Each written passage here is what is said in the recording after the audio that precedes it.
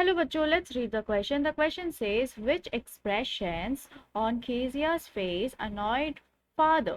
So कीजिया के face पे कौन सा एक्सप्रेशन परेशान कर देता था उनके फादर को? सो क्या की पॉइंट्स हम ध्यान में रखेंगे इस क्वेश्चन का आंसर लिखते वक्त? सबसे पहला बात, कीजिया's केजिया's wretched facial expression annoyed father. सो केजिया के जो अनहैप्पी फेशियल एक्सप्रेशन होता था, जो उदासी रहती थी उसके चेहरे पे, वही चीज परेशान करता था फादर को.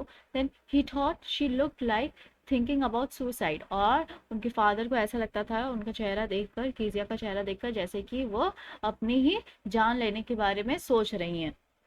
सो इन की पॉइंट्स को ध्यान में रखते हुए हम क्या आंसर लिखेंगे? So here we have the answer, और हम इसका आंसर ये लिख सकते हैं, along with stuttering father found Kezia's rest facial expression to be annoying. So हकलाने के साथ साथ फादर को वो जो अनहैप्पी उदासी वाला चेहरा देख करके बहुत ज़्यादा परेशानी होता था कीजिया का.